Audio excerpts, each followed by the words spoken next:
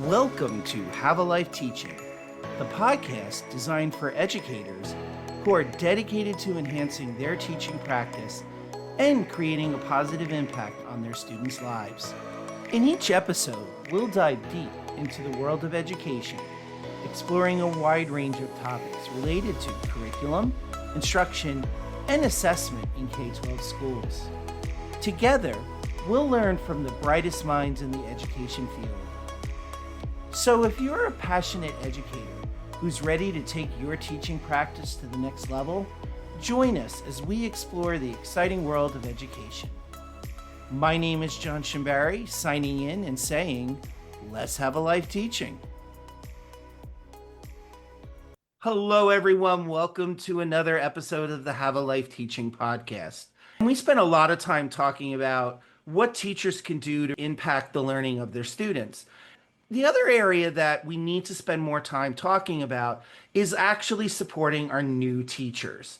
And this is because if we look at the statistics still show that we have a large number of teachers transitioning out of the field within 3 years. Schools spend all this time hiring new staff, new teachers, and just when they're getting their sea legs, they often leave. So what can we really be doing to support them? And so for this reason, I'm really excited tonight to have two great guests talking about the work that they're doing in supporting new teachers, as well as the work that they do in general in professional development support. And those guests are Jenn David-Lang. You might know Jenn from The Main Idea, where she offers great critiques and summaries on books that different PLCs can use and improve how schools are doing teaching and learning. And we're also being joined by Kim Marshall, publisher of the Marshall Memo, articles that came out recently that, again, PLCs might want to use and take tips from in their own practice at their own schools. Jenn, Kim, thank you so much for joining us. Our pleasure. Why focus on new teachers? Jenn? Sure. So, just so people know, we are sharing some recent information that we just uploaded to our website. Kim and I have combed through all of Kim's archives of article summaries, and we've chosen the best ones for different topics. And so this month we chose the best ones on supporting new teachers. So we recently uploaded that section on the website. It's bestofmarshallmemo.org. The reason we thought this topic was so important, and you'll find these statistics in the chapter, is that research shows that about 11% of your first year teachers are going to leave your school by the end of year one, and between 20 and 40% of your new teachers will leave within the first 5 years.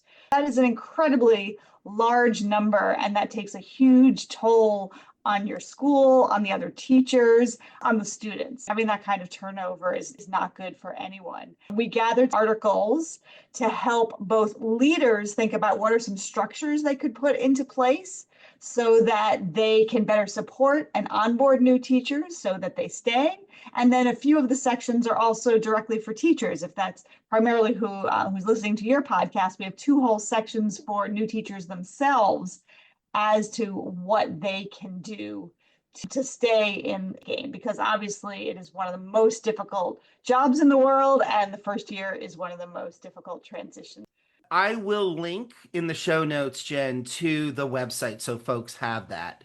Kim, how about you? Why did you spend this time? Jenn already talked about some of the statistics, but I'd love to hear from you why you think it's important to focus on new teacher development. So I had a horrible first year teaching. That may be true of a few other people out there. I ask audiences, and often 3/4 of the hands shoot up. And there's this fatalistic belief that that's the way it is. The ed schools don't do a good job. People come in unprepared, especially for classroom management. They get swamped. They cry every night. They cry sometimes during the day, and they quit. I don't think that's inevitable. And I thought what we tried to do was to find articles about, first of all, what a principal can do. Secondly, the professional working conditions in the school, especially other colleagues can do. And then specific strategies. One of the nicest articles is one by a teacher who ended up years later being the National Teacher of the Year for Oklahoma. But in her first year, she was drowning. And she hit upon this strategy of every day I'm going to find at least one good thing that happened. This girl perked up. This boy stopped running out every 5 minutes. This kid got excited about the Civil War, whatever it was. And just every day she would write that down, even if she had thought she'd had a horrible day. And that really was a pivot for her. So just specific techniques like that. Classroom management, there's one school, it's actually about a mile away from where I am right now in Massachusetts, that had a very systematic mentoring program where two people in the school, Gail Davis and Margaret Metzger, they set up this program where they would frequently visit the teachers, frequently give them support, take them on retreats, get them together with their other new teachers, all kinds of support that really made a huge difference in the turnover of the school. In addition, there's this idea that there's some people who really don't belong in the business and they need to be counseled out, but there are other people who are struggling that do need to be in the business. And Jenn loves this article where the simple act of a principal saying to a teacher, what would it take for you to stay? And finding out the specific things that will keep that person in the game. And then in the second year, they get better. And in the third year, they get better. So I think that's what got us excited about this. And the timing of this coming out in May is just absolutely perfect now, because this is the time when some teachers are leaving, they're hiring. And by the way, there's another thing on this website about hiring and interviewing. We thought this is a good time to step up and say, here are some very specific things so people do not have to have this horrible first year.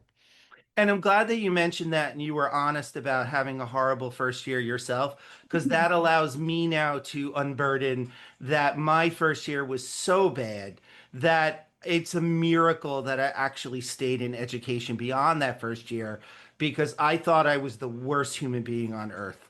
I thought I had no skills. So for folks out there listening, we've all been there. It gets better. Kim, you were already mentioning for new teachers the importance of mentorship and how many of the articles in this chapter on your website speak specifically about how a district can be providing that mentorship for new teachers. Walk us through, from your experience as a long-serving educator, what do you think are the top things that we in school systems need to be doing to support new educators? One thing is the one-on-one mentor, having a teacher who's at the same grade level or the same subject, whether it's algebra or world history or something, who sort of knows their stuff and who's the right person. I can remember when I was a principal, I was a Boston principal for a long time. There was some program where we had to do mentors. The wrong people volunteered. They weren't helpful. They were doing it for the money or they were doing it for some other reason. And so I wish I'd had the power at that point, which I didn't, to make sure to get a good match. And then the other thing, you mentioned PLCs earlier. PLCs are absolutely the best place for a new teacher, part of the third grade team, to sit down with the other third grade teachers and to think very specifically, okay, so we tried this and it didn't work. What did you do, Kim? What was that thing that got those kids to do so well in their writing assignments or their artwork? And so the PLC, again, the school has to be big enough so that there's more than one third grade teacher, but many schools are. And the principal organizing the time so they have common planning time. And so they sit down and they don't just complain about the principal or about the food or whatever it is they usually talk about, and talk about, okay, we gave this common assessment. And look at the results. And John, your kids did better on that particular thing. What did you do? And that kind of discussion is the gold for a new teacher. And also, by the way, how can I get these kids to listen to me? What's a good come together signal? Are we going to do the clap, clap, clap, clap, clap? Or how are we going to get these kids to listen to us and to behave themselves? And what incentives can we use? And what books should we be reading? So all of those things are really part of just putting together a support system so new teachers don't flounder. And I'm going to add a couple things to that as well. When new teachers come into our schools, sometimes we give them one day of where are the keys, and then they're thrown right into the before the school year starts PD. You're working on mastery learning, you're working on integrating AI, thrown into that. New teachers need PD that is targeted to them. Like Kim is saying, how do you get kids to line up for lunch? How do you collect homework? How do you quiet a classroom of 25 kids in 2 seconds? How do you do those things? So they need targeted PD based on their needs and where they are. The other thing that's wonderful that they did at Brookline High School near Kim that he talked about, Gail Davis and Margaret Metzger, is bring your new teachers together as a cohort. For those of us who taught for many years, one of the things you most remember is those teachers who started with you, if you stuck through it. Bring those teachers together. Tap a teacher leader and say, hey, would you meet with all the new teachers after school or during lunch every other week and focus on topics that new teachers care about, but also just give them time to share. This is a challenge I'm dealing with. Is anybody else dealing with this? You feel a little bit less alone. I remember the first year teaching, I thought my problems were just my problems. I didn't understand they were universal first year problems. Bring those teachers together. Let new teachers observe, veterans observe colleagues, just see it in action. You got your teacher certification, you went to teacher prep school, but that's very different than seeing things in action in this school with these kids. Give new teachers opportunities from the start to observe and also give them feedback. Sometimes as leaders, we think, oh, I'm going to wait. I don't want to burden the new teacher. No. Go in right away, because then you know how to offer support right away. But don't go in with a checklist, less formally, and give little prompts and also praise. And actually, I'm glad that you mentioned that, Kim, because I'm a big fan of your work, have looked at it and used it over many years.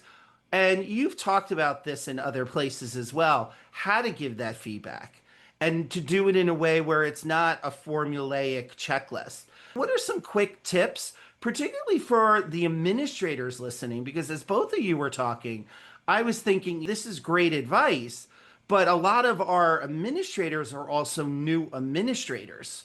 They even need coaching on how to support new teachers as leaders. Would you mind, Kim, talking a little bit about some of those quick and easy ways to give feedback to teachers? Sure. Well, the real world is that most administrators are saddled with an ineffective teacher evaluation system. For example, in Chicago public schools, each observation takes 6 hours. The pre-observation conference, the full observation write-up, the checklist, the Danielson criteria, all the evidence, and send in the post. So they're going to have to work around that. My strategy is do that as quickly and efficiently as possible, do the compliance thing, but then get in much more frequently to classrooms. And the structure that I advocate, which I used as a principal for 9 years in Boston, is a short visit, around 10 or 15 minutes, randomly spread through the day and the year, then a face-to-face conversation with the teacher. And that's crucial because a lot of people are sending quick emails or texts or putting a note on the teacher's desk, great lesson, or glows and grows, that kind of thing. That really misses the opportunity to make a human connection. So face-to-face conversation, ideally where? In the teacher's classroom when the kids aren't there. And then structuring the conversation around, first of all, appreciation. So the kids are really paying attention. They're really excited about this. Then get the teacher talking. Before the administrator starts giving advice and here's what you should do and so forth, get the teacher talking. What happened right after I left? And I'm curious about that particular thing in the curriculum. Was that working or not? How's your technology, your whiteboard going? Tell me what happened. What your opinion of this thing is. And teachers will talk, and we'll talk. And ideally, when you're in their classroom, you're perched on a desk, it's not a formal evaluation. Then you land the plane. Then the administrator says, okay, so I notice you're calling on the kids who raise their hand. And what's a way of getting more kids participating? And then leave with an actionable next step. Those are the 4 quadrants. The praise, get the teacher talking and listen and be a good listener. Then decide on your leverage point, on your specific thing, or it could be all praise, and then actionable next step, and then leave. And those things, 10 minutes in the classroom, 10 minutes for the conversation, and then a brief summary of that sent electronically. That to me is a powerful formula, and most principals can do that. This is not rocket science. I want to follow up with Jen and some of the work she's doing in cohorts about this. But before we do that, Kim, what would you say? Is there a difference in how school leaders should give feedback to new teachers? Definitely get in there more frequently. If you have an instructional coach in the school, then get that person in there too. What I'm advocating is this rhythm of a principal getting in at least once a month to every teacher. And that's a couple of these mini observations a day. New teachers may need more support than that. Could be from the principal, or it could be from an instructional coach or from a colleague, from a mentor, as we mentioned earlier. But I do believe that all teachers need the same amount of visits. I think teachers notice if some people get more than others. Equity with that, but then additional support for the new teachers. Kim is the guru of mini observations, but I want to pair that with the what of the coaching for new teachers, which dovetails with our topic today, because the third article, I believe, Kim, in our section is by Paul Bamberg Santoyo. And he wrote an article, actually, he also wrote a book, Get Better Faster, that I've summarized in the main idea. And he has a new one out, I think, just this month, Get Better Faster 2.0. I haven't read it yet, I will. And he says that often with new teachers, we tend to focus primarily on classroom management moves. And that really, that's not all we should be doing. We should also be focusing on rigor. He has a really clear 90-day plan of what you do what you should be coaching new teachers on by September 30th, by October 30th. And he has two strands, what you should coach them on when it comes to classroom management, basic routines and procedures 101, and then strong voice, and then how do you correct individual students.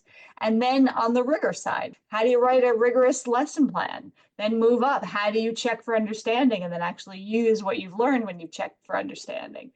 It's a brilliant article and an even more brilliant book for people if they are looking for a book study. Get Better, Faster 2.0 for leaders who are coaching new teachers.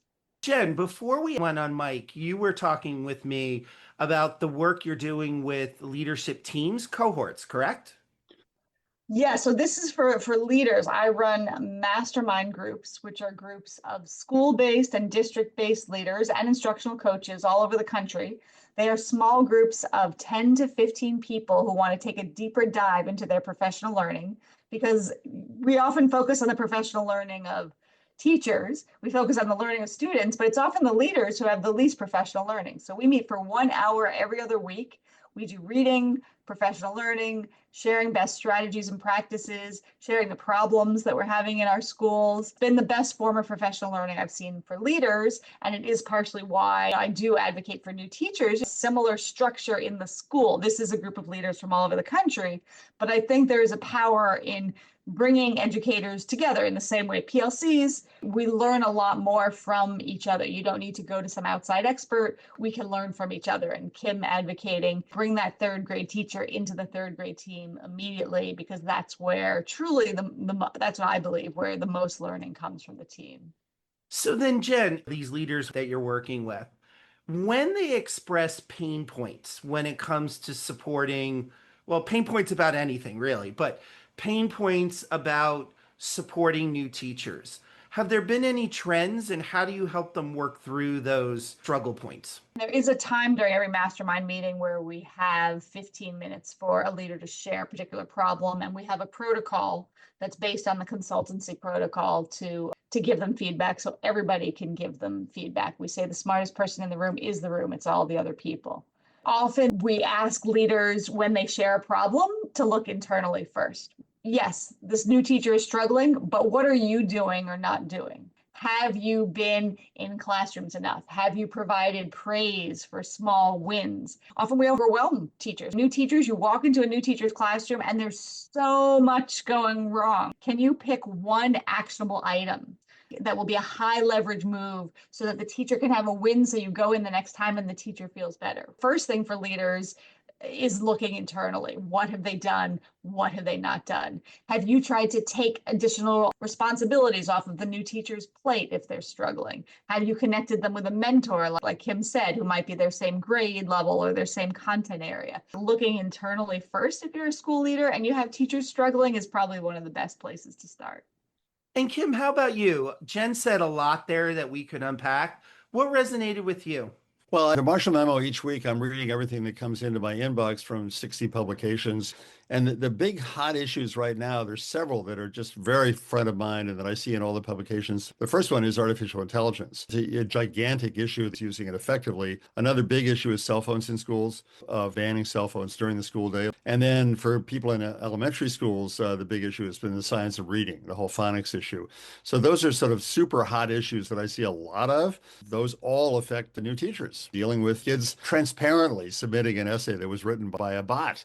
Cell phones, huge numbers of teachers find cell phones, and new teachers in particular, incredibly distracting. Talk about something a principal could do, is to institute a policy of the beginning of the day, they all go into a locked area, and that's it for the whole day. And that takes an enormous load off a new teacher's mind. You don't have to worry about that. I can actually work with the kids. If school leaders do not have school-wide expectations, school-wide procedures, that is hard for any teacher, but it's even harder for a first-year teacher. And that's the same with some of the basic discipline. If the school doesn't have, this is how we line up kids for lunch. This is how we deal when kids are absent with getting them the missed work. When schools don't have those procedures in place, or grade level teams or departments don't have them in place, that's even harder on new teachers. So what are those clear expectations that you can provide and the clear guidelines? You're both bringing up interesting points about all of the different things that teachers in general have to deal with these days. But especially for a new teacher, But to your point before, Jen, about not overloading new teachers, with all of these things that our new teachers and our existing teachers have to navigate, if you had to tell a school leader what specifically they should be working on with new teachers, summarize it down to one thing, and I know that's tough, what would it be? I would talk about a very concrete thing, which is, do they know how to do the look?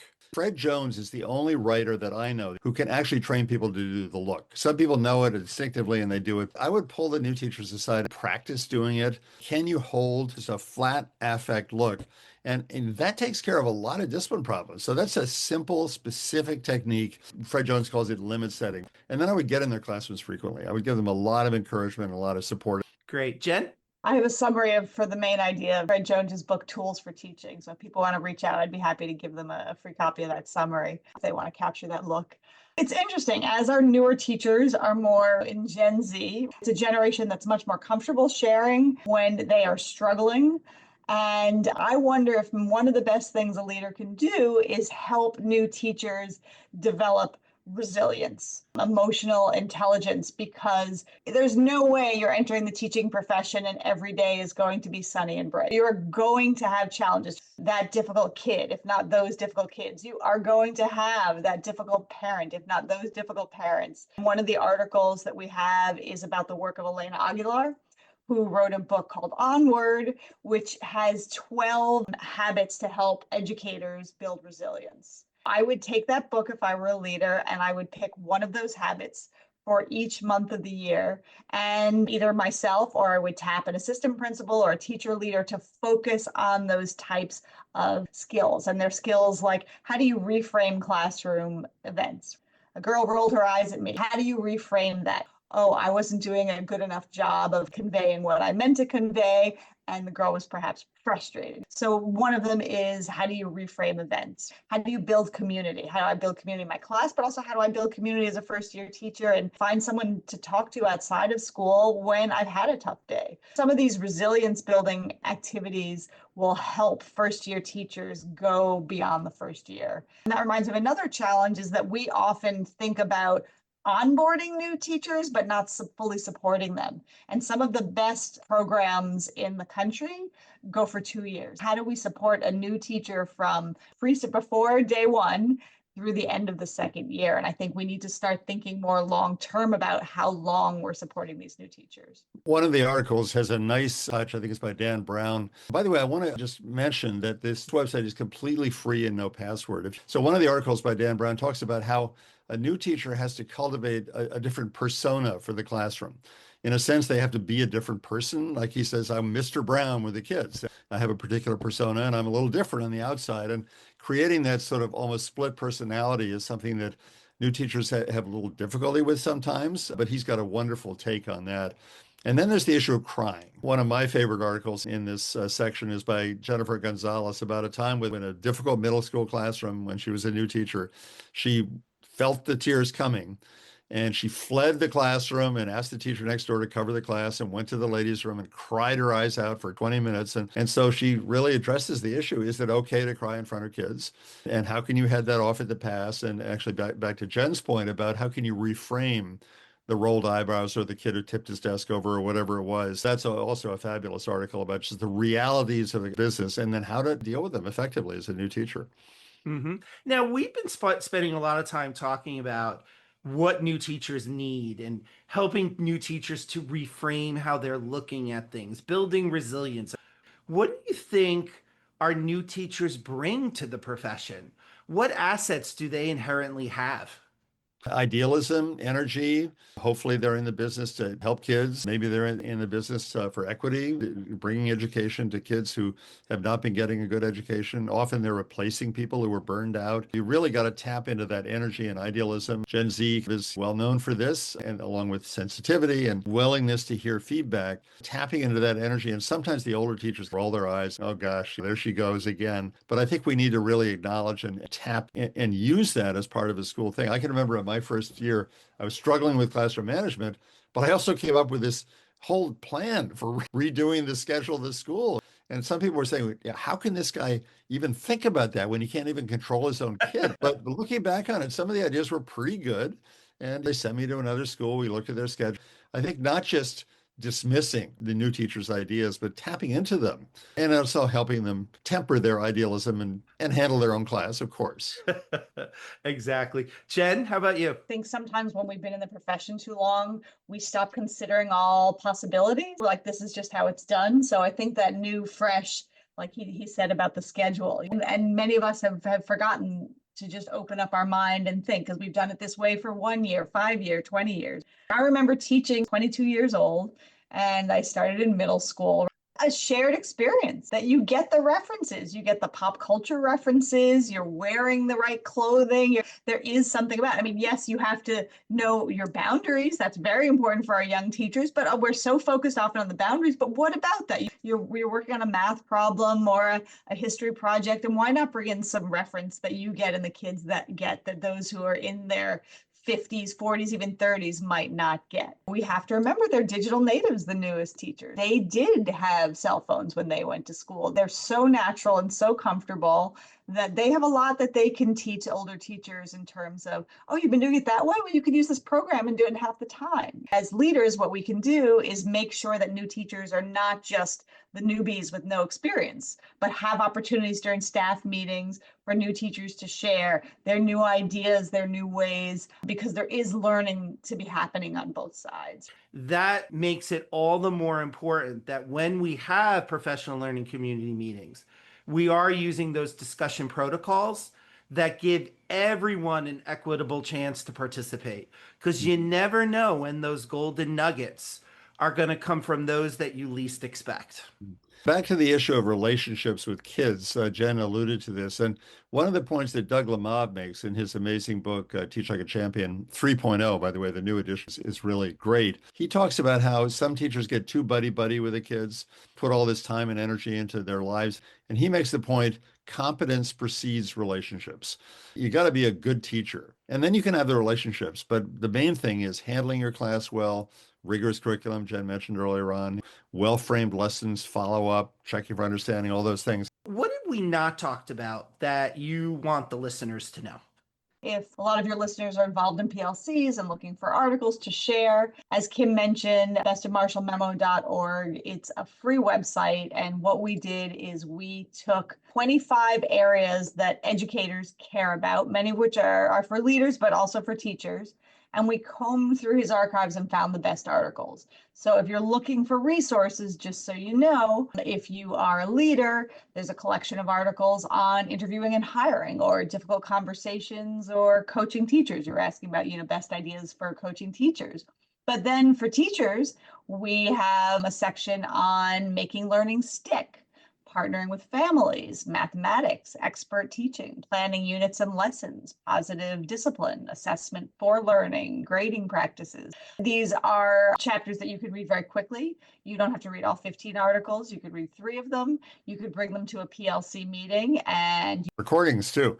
There's a recording of each one. Oh, and there's a recording of each one. But what I was going to say is you could bring them to your PLC meetings and divide up. Everybody read 2 or 3 of the articles, and then we're going to jigsaw and share what we've learned from them. So there's a lot of resources here for PLCs, for teachers, for leaders. Take a look. It's all free. One thing that I never did as a principal, and I've learned it since I left the principalship, is the idea in a staff meeting of having people read something silently and then discuss it.